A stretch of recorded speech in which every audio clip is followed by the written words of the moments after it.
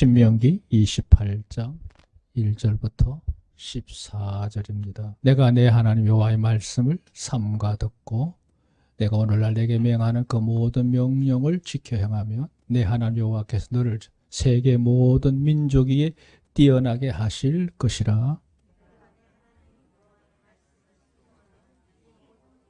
성읍에서도 복을 받고 들에서도 복을 받을 것이며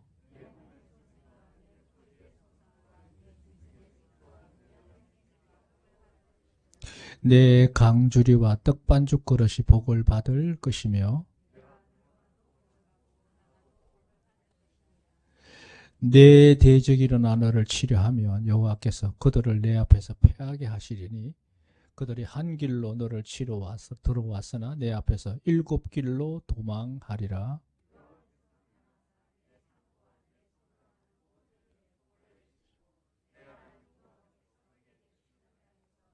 내가 내 하나님 여호와의 명령을 지켜 그 길로 행하면 여호와께서 내게 맹세하신 대로 너를 세워 자기의 성민이 되게 하시리니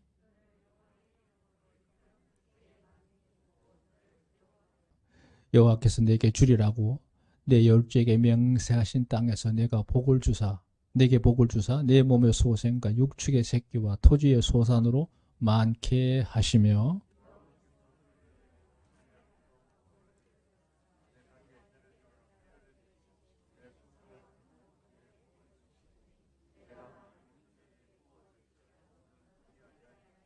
여호와께서 너로 머리가 되고 꼬리가 되지 않게 하시며 위에만 있고 아래에 있지 않게 하시리니 오직 너는 내가 오늘날 내게 명하는 내 하나님 여호와의 명령을 듣고 지켜 행하며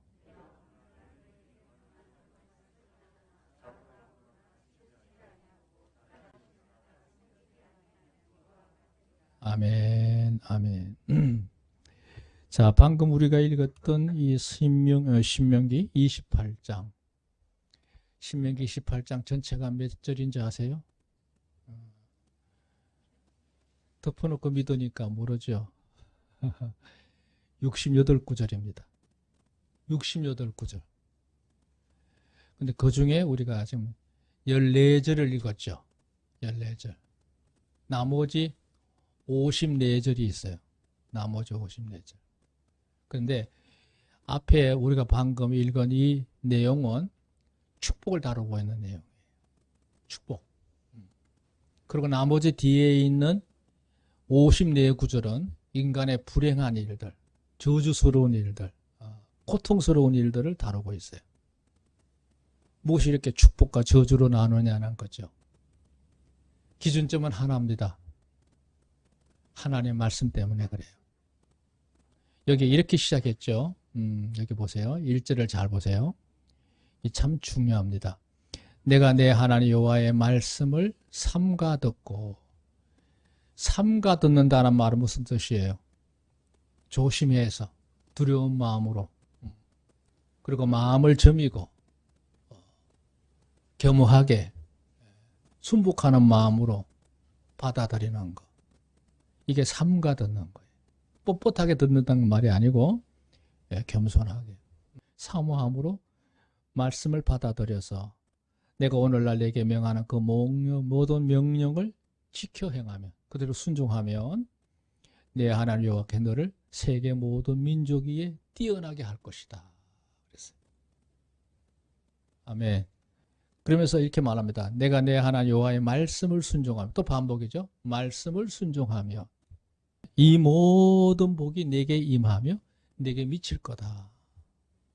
그리고 이제 3절부터 진행하는 내용이 쭉 14절까지 12구절이 축복의 항목들을 다루고 있습니다.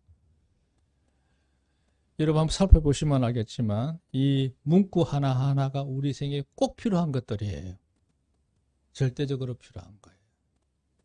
그래서 사실 저는 10년 들어와서 현수막이 지금 여기 있습니다만 이 신명기 28장 1절부터 14절 내용을 인쇄해가지고 여기다 붙이려고 작정했었어요. 신년 초부터 너무 복잡하면 여러분 머리 어지러울까봐 이래저래 생각을 많이 하고 결국 못 붙였어요. 그래서 여기 붙여야 되나, 뒤에 벽에다 붙여야 되나, 어디다 붙여야 되나 좀 고민을 하고 있어요. 이게 굉장히 중요한 본문이에요. 이게 말로만 이렇게 좋게 만들어 놨느냐? 아닙니다. 성경은요, 선언인과 동시에 이게 증거예요. 왜 그러냐면 이스라엘 백성이 있잖아요. 하나님 택하신 선민 이스라엘 백성들이 이것을 그대로 입증하는 증거물이에요. 이스라엘 백성들이 하나님의 앞에 택함을 받아서 그래도 여전히 하나님을 섬기는 나라죠. 신앙이 그 나라의 기조입니다. 기조.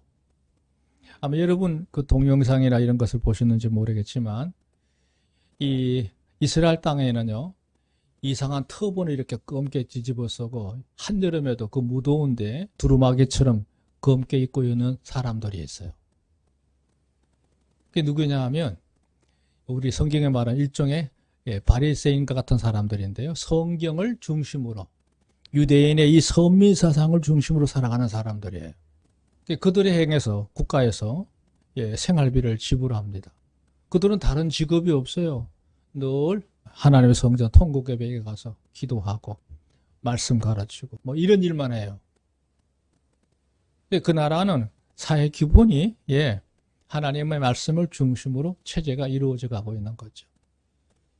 또 하나님께서 대표적으로 택하신 서민이기 때문에 이 나라를 하나님께서 표본으로 삼으신 거예요.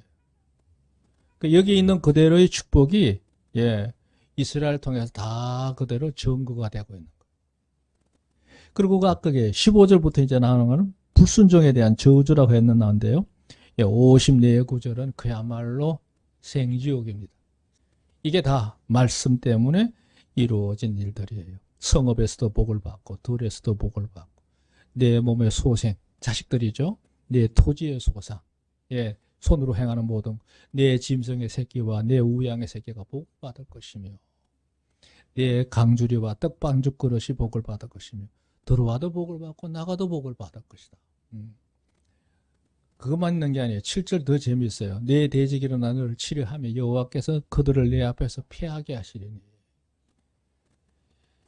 지금 이스라엘을 둘러싸고 있는 그 원수들이 얼마나 많아요. 이스라엘을 삼킬 수 없어요. 하나님께서 이미 보장해 놓으셨어요. 그들이 한 길로 너를 치러 들어왔지만 동맹을 맺어 왔지만 7길로 도망하리라. 그대로 이루어졌죠.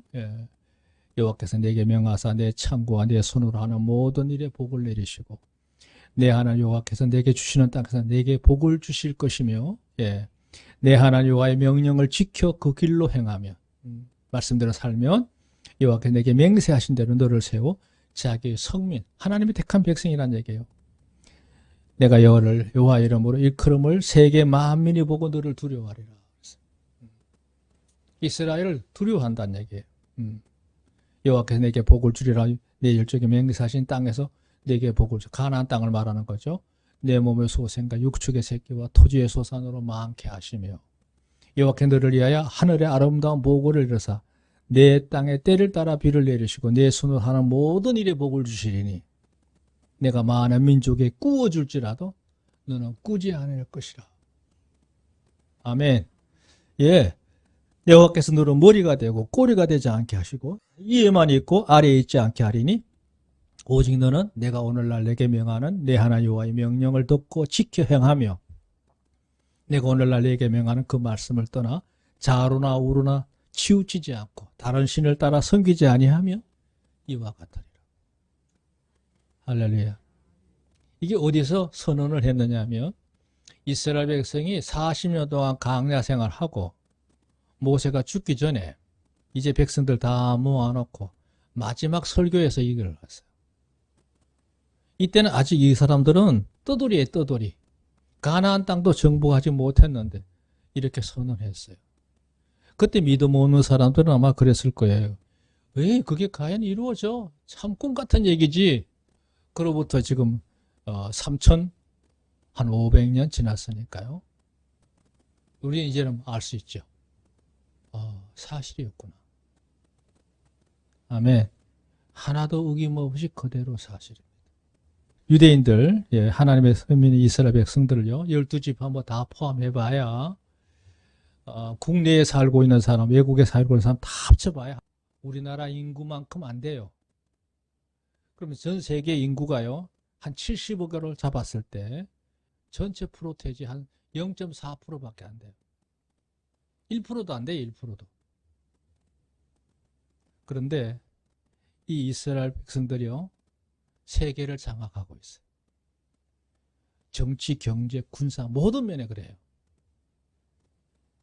예, 대단한 겁니다. 대단한 거.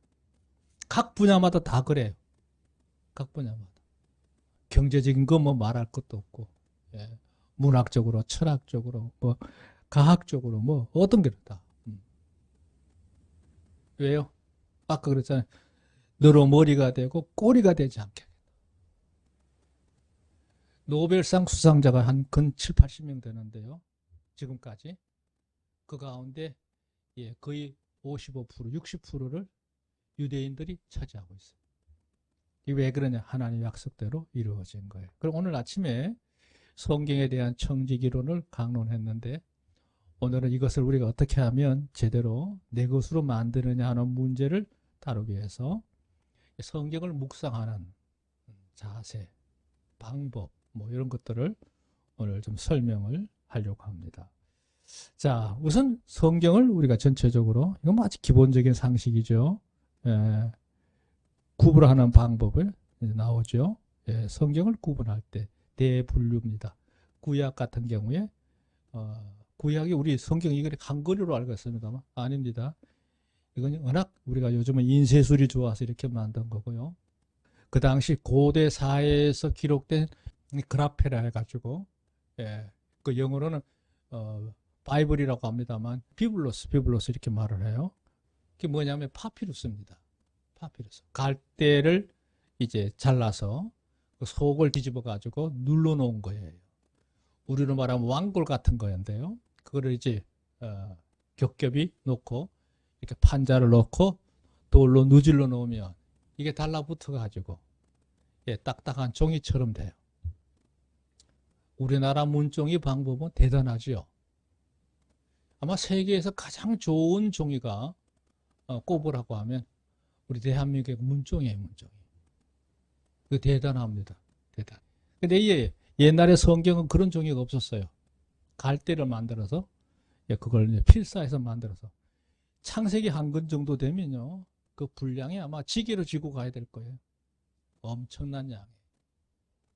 그랬던 것이 이제 시대가 발전하면서 우리가 성경을 한 권도 아니고 66권을 이렇게 들고 다닙니다. 제가 왜 이렇게 장황하게 설명하느냐 하면, 여러분 예배 마치고 잠깐 나가고 난 다음에 여기 성경 다 놓고 가, 집에 가. 왜 그런가 했더니 무거워서 그렇대요. 무거워서. 참, 이해는 돼요. 이해는 되는데 여러분 성경을 들고 다니는 걸 부담스러워하지 마시고 혹 위축되거나 그러지 않기를 바랍니다. 너무나 이건 귀한 거예요. 축복된 거예요. 아멘. 자, 구약 성경이 39권이죠. 예, 그 39권을 이렇게 놓고 보면 크게 나눠요.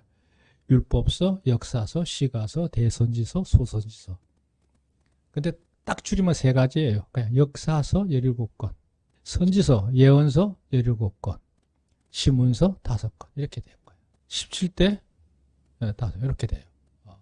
신약도 그래요. 신약도 마태복음부터 시작해서 요한계시록까지 27권인데 이것도 역시 예수님 복음 역사, 사도행전의 복음 역사 합쳐서 역사서 5권. 그 다음에 이제 서신서 21권. 자, 성경의 이 내용이 도대체 뭐냐 그랬을 때 일반적인 항목으로 보면 이렇게 말해요. 세상이 만들어진 것부터 시작해서 끝날까지 이루어질 일을 기록한 게 성경이다. 이렇게 설명할 수 있어요. 근데 사실은 그것이 전부가 아니에요. 성경에 가장 큰 주제가 있어요. 주제. 예. 성경의 가장 큰 주제는 하나님이에요. 세상의 주인도 하나님이시고 모든 것을 역사하시는 주제도 하나님이셔요. 하나님을 알 수 있어요. 성경을 통해서. 물론 성경을 하나님을 아는 방법은 여러 가지 계시 수단이 있습니다만 제일 중요한 게 하나님에 대해서 제대로 알려고 하면 성경을 통해서 확실하게 투영을 받아야 돼. 두 번째 중요한 거는 하나님 우리 인생이 잘못된 길로 가고 있음을 깨닫게 해요. 내가 죄인이라는 사실을 알게 해요. 구약의 많은 사건들이 인간들의 이탈에 대해서 다루고 있어요. 그랬던 것을 하나님께서 당신의 계획 속에 인간을 구원해 내기 위한 계획을 집행하셔요. 그래서 등장하는 분이 바로 예수 그리스도예요. 그리스도 대신 예수님을 성경을 통해서 알게 해요. 그 예수님을 통해서 구원의 길을 우리에게 제시하시고 그 구원받은 자들이 함께 공동체를 이루고 있는 교회가 무엇인지를 서신서를 통해서 우리에게 교훈하고 있어요. 그러다 우리 인생 다 끝나면 하나님이 약속하신 나라가 기다리고 있죠. 천국이 있는 줄로 믿으시기 바랍니다. 그러니까 예수님을 중심으로 이쪽에 있는 게 구약이고요. 이쪽에 있는 게 신약이에요. 자, 그래 봤을 때 이 성경이 도대체 어떤 책이냐 하는 것을 우리가 먼저 정의를 내리는 게 좋아요. 오늘 아침에 주보에서도 설명했지만 이렇게 설명하면 쉽어 죽겠어요. 하나님의 감동으로 기록된 책이다. 인간적인 어떤 요소에 의해서 인간들이 만든 그런 자작의 책이 아니다라는 걸 확실히 여러분이 아셨으면 좋겠어요. 디모데후서 3장 16절에 모든 성경은 하나님의 감동으로 된 것으로 교훈과 책망과 바르게 함과 의로 교육하게 유익하다. 이건 다시 좀 이따가 언급할 문제예요. 두 번째 아까 언급한 것처럼 성경을 통해서 우리는 인간이 가지고 있는 악한 성품, 그걸 악성이라고 하는데요. 악성. 그 악성으로 인해서 저지르는 우리의 행동을 갖다가 죄라고 그래요. 죄. 이 악성은요, 악령에 의해서 조작이 되는데 우리가 여기에 미혹에 넘어가면 탈선을 해요. 죄라고 하는 건 이탈을 말하는 거예요. 그거에 잘못된 것을 바로 잡아주는 역할이 바로 성경이 하는 거예요. 고발하는 거예요. 또 잘못된 길로 가고 있다. 그거를 성경을 통해서 알 수 있어요. 그리고 하나 앞에 돌아가는 방법을 회개하는 방법을 설명하고 그렇게 됐을 때 하나님께서 구원을 보장하셔요. 구원. 영적인 승리라고 할 수 있죠. 그리고 이제 그 구원받은 백성들이 앞으로 누려가는 데 필요한 모든 복음에 대해서 자세하게 언급하고 있는 게 신약 성경이에요. 사복음 중에 특별히 여러분이 요한복음을 좀 주의 깊게 보시는 게 좋겠어요. 그러면 내 마음에 하나님에 대해서도 알 수 있고 이 복음에 대해서 좀 더 깊이 감흥을 느낄 수 있어요. 감흥을. 그리고 좀 더 체계적으로 좀 날카롭게 깨닫기 원하면 로마서하고 에베소서를 읽으시면 구원에 대해서는 더 이상 방황하지 않아도 돼요. 참 안타까운 거는 수십 년을 하나님을 섬기면서 신앙생활했다는 분들이 구원에 대해서 확신이 없이 그냥 막연하게 신앙생활하는 경우가 있어요. 그 왜 그러냐면 요한복음하고 적어도 에베소서만 제대로 읽어도 그런 문제가 없는데 그걸 가까이 하지 않아서 그래요. 특히 이제 학생들이 영어 공부할 때 옛날에는 그 바이블 스타디라 해가지고 영어 성경을 가지고 성경 공부를 많이 했어요. 그럴 때 주된 텍스트북이 요한복음 영문판을 가지고 설명하다 보면 예수님을 영접하는 일들이 많아졌어요. 얼마나 좋은지 몰라요. 그래서 요한복음에 보면 이런 말씀이 있어요. 20장 31절에 요한복음을 기록한 이유가 뭐냐 그랬을 때 오직 이것을 기록하면 두 가지예요. 너희로 예수님께서 하나님의 아들 그리스도이심을 믿게 하는 데 목적이 있고 예수님이 하나님의 아들이시구나. 구원자로 오셨구나. 그걸 확실히 알게 된다는 거예요. 그 요한복음은 그런 면에서 공간복음이 아니에요. 마태, 마가, 누가복음은 보는 시각이 거의 비슷해요. 요한복음은 아니에요. 요한복음에는 예수님은 하나님의 아들이시다. 이 세상 구원자로 오셨다. 그걸 확실하게 제시하고 있어요. 그걸 믿게 되면 그 이름을 힘입어 생명을 얻게 하려 함이라 그랬어요. 요한복음을 기록한 목적이 거기에 있어요. 그래서 여러분이 이게 다시 한번 언급하지만 요한복음을 꾸준히 한 번씩 읽어주시면 내 영성에 생기가 돌 거예요.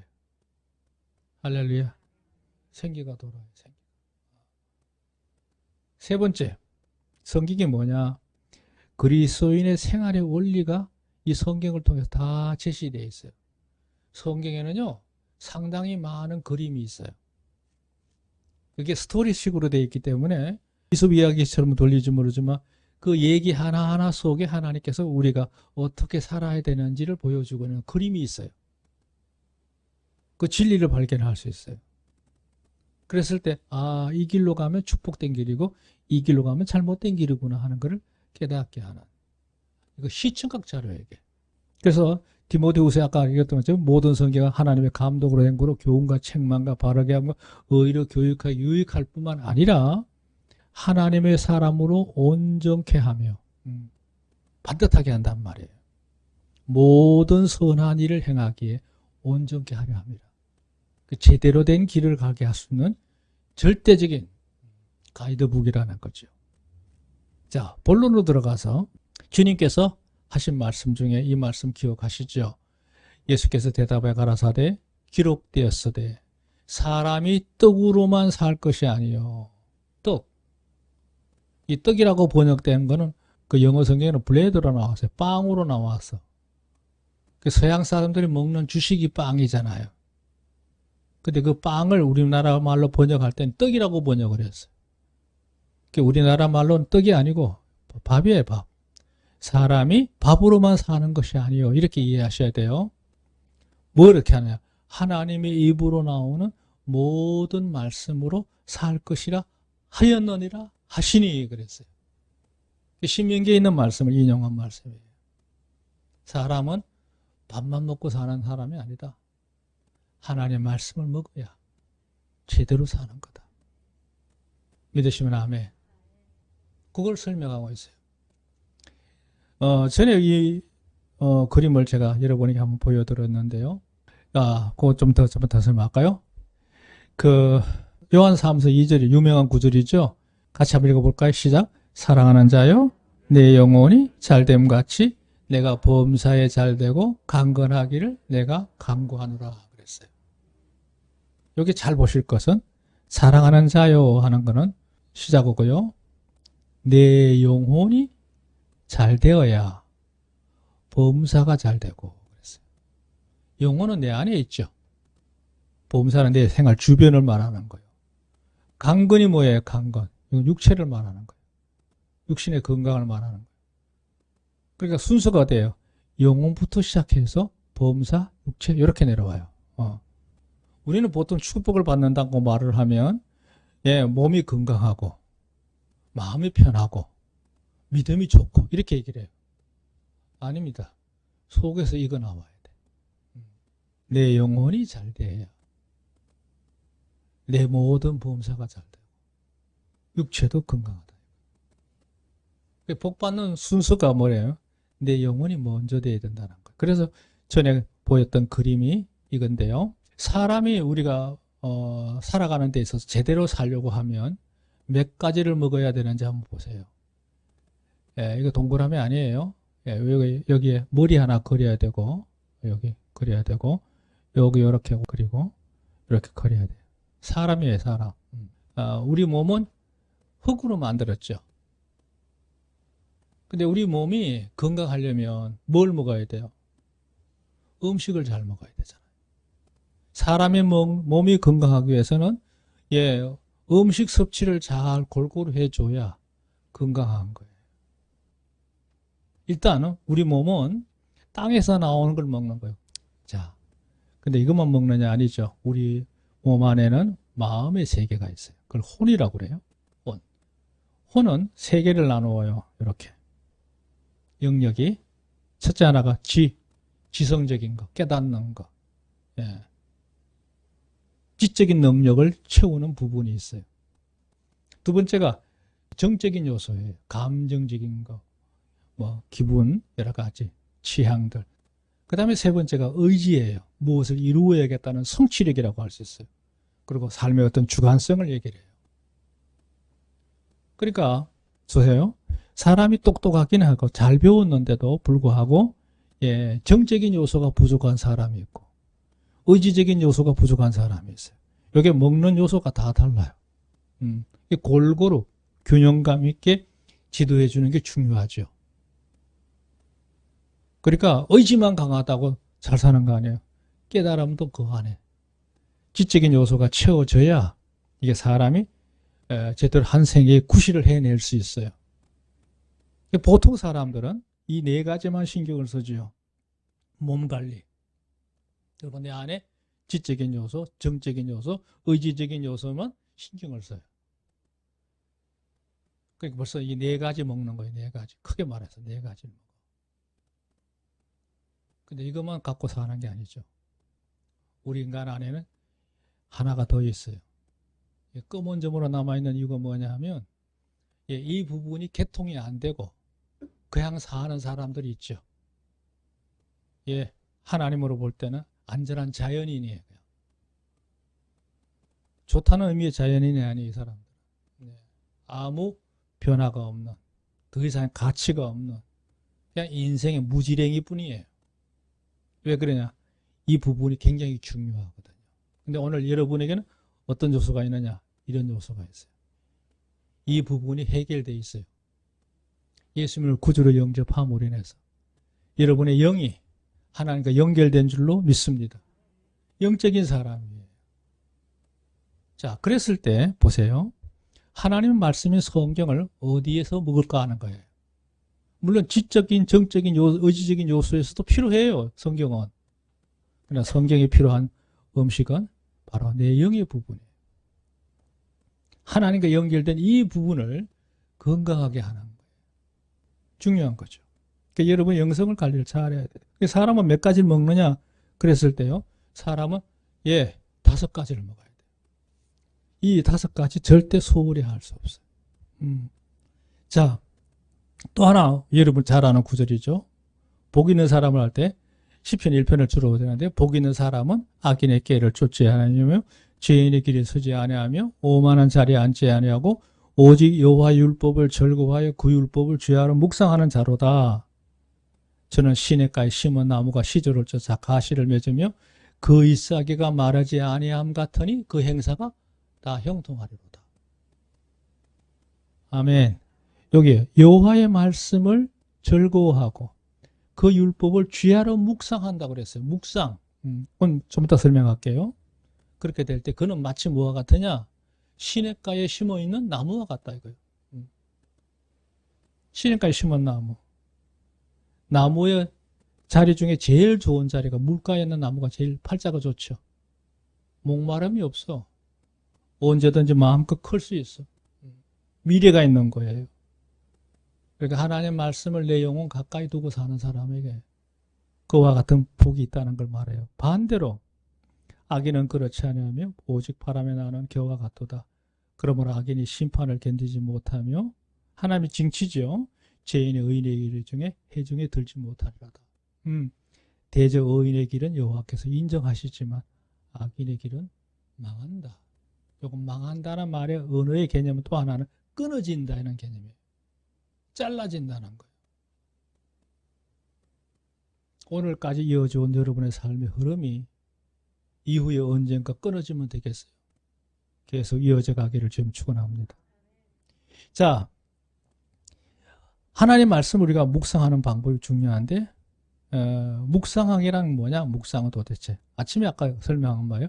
묵상이란 하나님의 말씀을 깨닫고 자신의 삶에 적용하기 위하여 기도하는 마음으로 생각을 되새김하는 과정이다.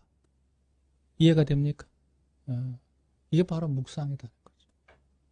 깨달은 것을 내 생활 속에 옮기기 위해서 기도하는 마음으로 마음에 되뇌이는 과정. 그게 묵상이에요. 오늘 하나님께서 에게 이 말씀을 주셨는데 이걸 어떻게 적용할까? 주여, 내가 이 말씀을 이대로 살려고 하면 내가 어떻게 해야 될까요? 내게 힘을 주십시오. 이런 기도하는 과정을 통해서 계속 반복하는 과정이 바로 묵상이라는 거죠.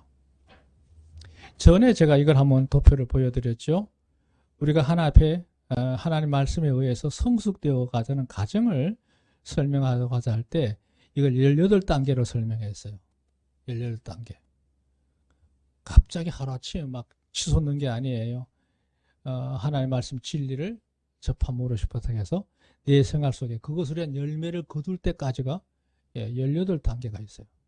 그 단계 중에 빼놓을 수 없는 단계 바로 이게 뭐예요? 큰 2단계에 가서 말씀과 묵상이 필요해요. 이 말씀을 내 생활 속에 묵상하면서 올라가는 거예요. 중요하죠. 우리가 보통 말씀의 손을 의미할 때도 새끼손가락부터 읽기, 공부, 암송 이렇게 묵상 중에 제일 기본이 바로 뭐냐? 이게 엄지. 이게 묵상이란 얘기예요. 듣고 묵상하는 거. 이런 거예요. 이런 거. 이렇게 잡는 거. 읽고 공부하고 암송하면 이건 단지죠. 이게 안전한 내 거가 되는 거죠. 그러니까 이렇게 읽는 거는 듣기만 하고 잠깐 생각하다가 그냥 묵상하긴 했는데 깊이 안 하면 빠져나가요. 이건 온전히 이것을 잡을 수가 없어요. 그러니까 이 네 가지 중에 제일 빼놓을 수 없는 게 바로 뭐냐? 묵상이 중요해요. 그러니까 말씀을 잘 듣고 묵상하는 게 중요합니다. 자, 오늘 이제 중요한 주제는 결론이 이건데요.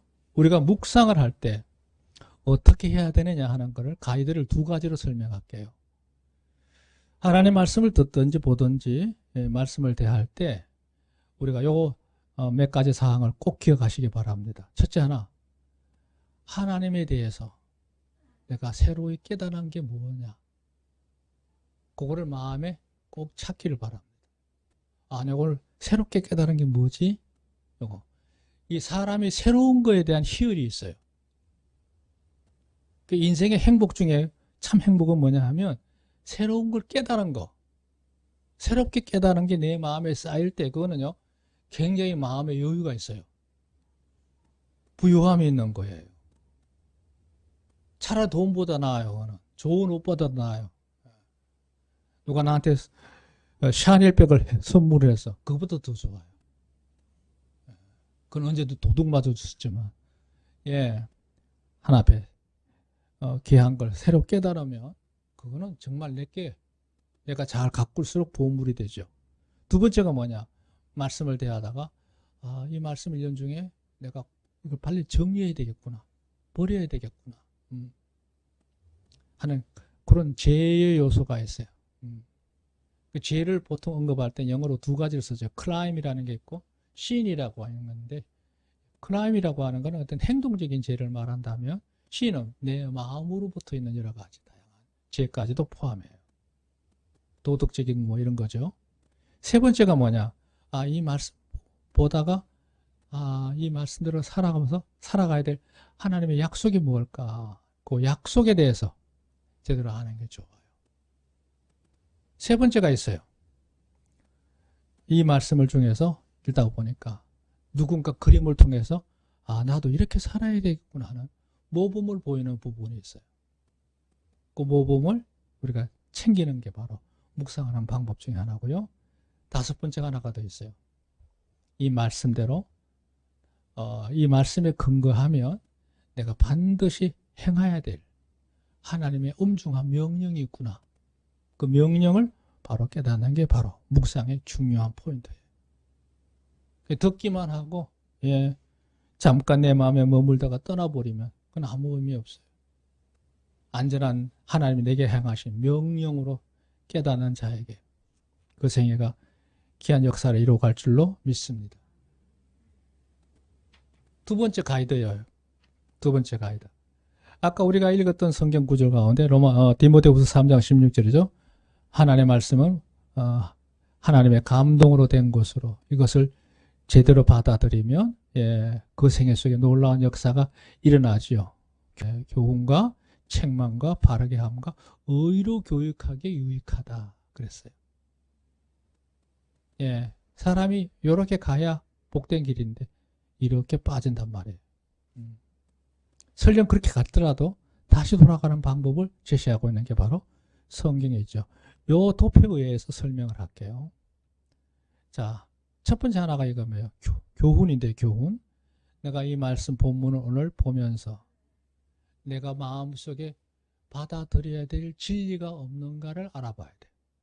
여기서 말하는 진리가 뭔가? 그게 묵상하는 첫 번째 방법이에요. 진리를 찾아야 돼요. 진리. 진리를 알지니 진리가 너희를 자유케 하리라고 그랬죠. 그래야 내 삶의 변화가 일어나요. 성경에는요, 어떤 이는 그래요. 성경에는 하나님께서 제시하고 있는 진리의 면이, 축복과 연결된 면이 2만 5천 개가 있다. 또 어떤 이는 3만 개가 있다. 이렇게 말을 하게 돼요. 그 무슨 얘기냐면 인간의 삶의 모든 면면이 다 가이드가 되어 있다는 얘기예요. 굉장히 많다는 얘기죠. 저는 그렇게까지 많이 못 찾아봤는데요. 그렇게 됐다는 거예요. 그러니까 어떤 직업군에 있어도 그 사람이 귀담아 들어야 될 진리가 있는 거예요. 그만큼 무한한 거예요. 두 번째가요. 책망과 그랬어요. 책망. 그 말을 다시 말해서 본문에 비춰볼 때 내가 반드시 그만둬야 될 일이 있단 말이에요. 멈춰야 될 일이 있단 말이에요. 버려야 될 일이 있단 말이에요. 이건 하나님의 노여움을 살만한 일이단 말이에요. 그게 뭘까를 찾는 게 바로 묵상의 요소예요. 세 번째가 바로 뭐냐? 돌이켜서 올라가는 거잖아요. 이건 뭐야? 변화예요. 이건 변화. 바르게 한다. 이게 바르게 한다. 본문에 내가 비춰볼 때 내가 변화해야 될 행동이 뭐냐? 어떻게 변화해야 되느냐? 도둑질 하던 사람이 도둑질을 멈춘다고 회개한 게 아니고 도둑질 하던 그 손에서 선한 일로 행하며 옮겨져야 비로소 변화가 이루어진 거죠. 변화. 네 번째 하나 더 있어요. 본문에 말한 바 내가 새로이 시작해야 되는 습관이나 태도가 무엇일까? 그 의로 교육한다. 보다 적극적으로 내 삶을 변화시키는 과정이에요. 일종의 연단입니다. 연단. 하나님의 말씀은 너무나 우리에게 소중한 거예요. 자, 총 결론입니다. 이걸 잘 유념해 주세요. 내가 성경을 사랑하고 가까이 해야 하는 것은 내 안에 새로운 지식을 더하거나 어떤 것을 이루게 함이 아니라 하나님 앞에서 바람직하며 축복된 인생으로 살아가는 데 있어서 변화가 필요하기 때문이다. 어렵습니까? 같이 한번 읽어봅시다. 시작. 내가 성경을 사랑하고 내 안에 새로운 지식을 더하거나 어떤 것을 이루기 위함이 아니라 하나님 앞에서 바람직하며 축복된 인생으로 살아가는 데 있어 변화가 필요하기 때문이다. 내가 하나님의 말씀에 의해서 변화가 없으면 축복은 기대할 수 없어요. 주 안에서 여러분 삶 속에 하나님의 함께 하시는 산 역사가 있기를 주님으로 축원합니다. 아멘. 승리합시다.